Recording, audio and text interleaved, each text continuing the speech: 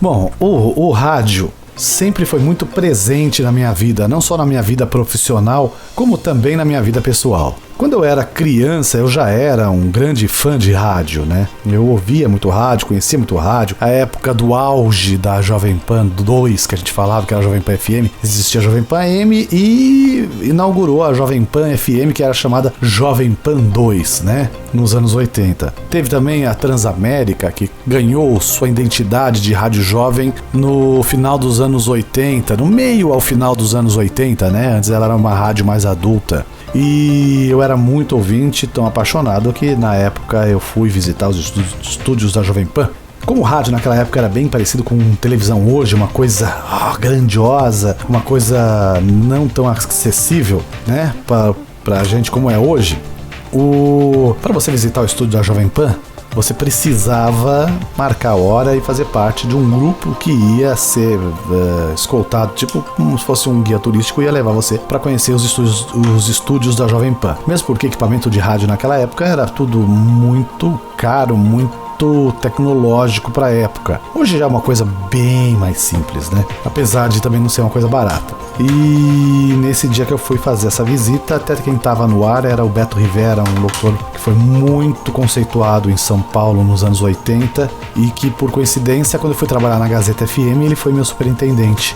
E gente muito boa, e ele me recebeu muito bem na Gazeta FM. E pra mim foi um orgulho, né? Depois de criança ter visto o Beto Rivera lá no ar, mais pra frente você trabalhar diretamente com o cara, isso foi muito legal. E quando eu cheguei em Rio Preto, que eu tinha vindo de São Paulo e eu tinha acabado de fazer o Oswaldo Cruz de publicidade, eu tava querendo começar minha carreira de publicitário e foi quando eu fui parar na Rádio Metropolitana, que tava precisando de gente para trabalhar como contato publicitário. Não era o que eu queria, mas eu tinha a chance de escrever spot de rádio, tinha a chance de começar. Eu entrei. Lógico, não era a minha praia, eu não vendi, não fui um cara que vendeu nada, mas eu acabei me envolvendo com a rádio porque foi a época que a rádio estava mudando para o satélite, onde ia entrar a Líder FM via satélite e a rádio precisava compatibilizar todos os comerciais que ela tinha para ter os 30 segundos certinho, para poder casar no encaixe do satélite, né? E comecei eu a fazer a regravação de todos os comerciais, pegava os locutores, remontava e fazia tudo ter os 30 segundos, funcionou bem. O coordenador da rádio, que era o Moacir dos Santos, que era um locutor muito conceituado na cidade, tinha tido uma história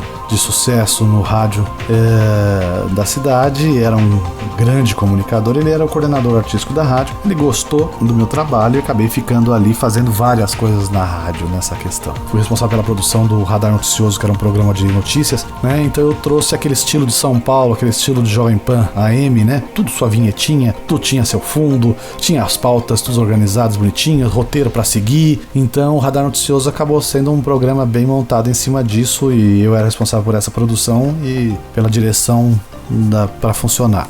Então foi assim que eu fiz uma história na Rádio Metropolitana. Aí eu comecei a trabalhar junto com o Moacir, que ele tinha que fazer uns flashes ao vivo do comércio, onde ele entrava nas lojas e chamava: olha, eu tô diretamente da loja tal, aqui você consegue promoções incríveis, você vai pagar mais barato, 10% de desconto para quem passar por aqui agora. Aquela coisa que você já conhece, Shop Tour da vida, que hoje tem muitos programas de televisão. Assim, eles não vieram do nada, nem inventaram nada. Isso aí já veio do rádio para a televisão. Esses mesmos flashes eram feitos pelo rádio, que hoje nós chamamos de piruinha, né? Vamos dizer assim, o blitz, pedágio, as rádios chamam. Só que elas não fazem dessa maneira, não é dentro da loja, não é falando dos produtos dessa maneira. Mas então naquela época era assim, até que eu ia lá ajudar a ligar o equipamento, porque naquela época não tinha celular, não tinha nada, você tinha que ligar, pedir pra Telesp instalar uma linha no meio da praça, no meio do calçadão, e você tinha que ligar o fio de dezenas de metros ligados num aparelho que você conectava o microfone para ele converter em sinal para ir pela linha telefônica e chegar na rádio. Então eu fazia a ligação desse equipamento para ele e auxiliava ele a fazer esses flashes até o tempo que ele não tinha mais tempo para isso, me treinou para eu passar a fazer esses flashes. Foi quando eu comecei a fazer locução no rádio. Para isso é ótimo, porque porque você tem que comunicar. Você não tem texto, você não tem nada. Você entra na loja e começa a falar pra você tem que comunicar. Isso é bom, porque você aprende a ser comunicador e não locutor só. Isso foi importante pra minha carreira de publicitário, porque comunicador é aquele lá que se quebrar um equipamento na rádio, se você tiver que segurar o ouvinte por 10 minutos, você tem que segurar. Logo em seguida, então, eu fui fazer o curso de radialista, que é pelo Senac, para poder ter direito ao DRT de radialista, porque o Ministério, na verdade, do Trabalho, ele exige que para ser radialista, para falar numa rádio, você tem que ter esse DRT. Então eu fui fazer o curso até que eu consegui tirar o DRT sem nenhum problema. Em seguida, eu já estava trabalhando no Cidade Show na TV Record. Eu fui fazer um horário na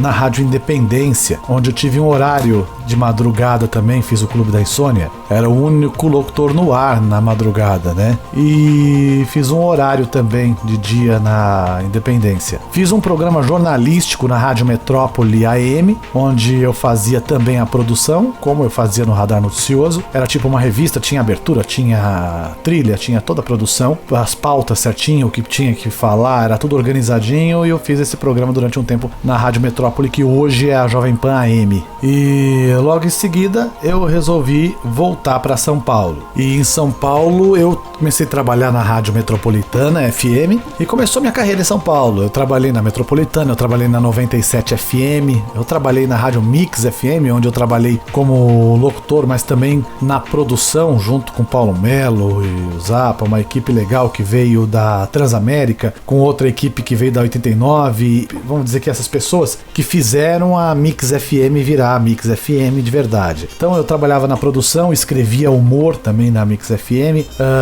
trabalhei com a Nova Brasil FM, trabalhei na Gazeta FM do Beto Rivera e comecei a fornecer em São Paulo consultoria para computadores de edição digital. Eu montei e forneci para várias rádios, eu era conhecido no meio por isso, porque eu dava suporte, fornecia computadores para edição digital. Eu mesmo montava com as peças exatas que eram mais indicadas para esse tipo de trabalho. Treinei até alguns editores para editar em software de multipista de edição digital. Então eu era conhecido no rádio não só como locutor, mas também como o cara dos computadores especializados para as rádios. As rádios estavam acostumados comigo, né? E esse foi o meu início, esse foi o meu começo de trabalho no rádio. Trabalhei, a minha última rádio foi a Nova Brasil FM. Em 2003 eu fiz a minha última rádio, mas continuei trabalhando com locução comercial, né? Escrevendo spot para rádio como publicitário, fazendo locução comercial, faço até hoje ainda, né?